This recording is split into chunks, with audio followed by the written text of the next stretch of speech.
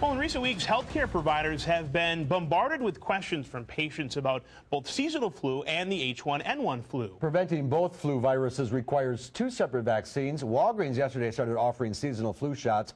One for H1N1 is not yet available. To tell us everything we need to know how to survive the upcoming flu season is Christy Archer, a registered nurse for Home Health United, which last year administered more than 50,000 flu vaccines in southern Wisconsin. Thanks for being with us today.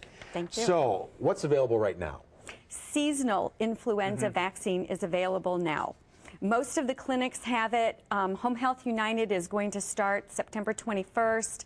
And because of H1N1 coming in a little bit later in the fall, it's good to start even earlier to get your flu vaccine. Yeah, let's talk about H1N1. There's been a lot of dates thrown out there, many of them not specific dates. Do we know yet when this vaccine might be available for the public? We know when it might. Okay. We don't have an exact date. They're looking at the middle of October. Okay. And from everything that I've read and all of the information I've been giving, they're going to be on target. And you need both shots. You do. However, the H1N1 is going to be a two-shot series. Explain that, because people might not understand. This is a strain that we're not used to, so you need two doses, right? To make sure that your body stimulates an appropriate immune response. Yeah. So the first one kind of gives you a kickstart, and the second one just goes right in and gives you the boost that you need to develop the immunity. And who should get the shots?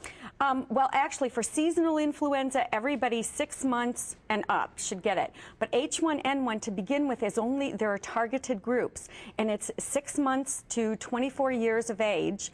Healthcare workers and emergency personnel, parents of infants 0 to 6 months of age, and pregnant women, and then anyone 25 to 64 years of age who has a chronic medical condition for which complications of influenza would be deleterious to their health. We've been talking so much about H1N1, and maybe people forget that the regular seasonal flu is still out there, and it's still important for them to get this vaccine. Absolutely. Yeah. It's even more important than usual, because people might think, oh, I'll just wait and get H1N1 and that will take care of everything. Absolutely not.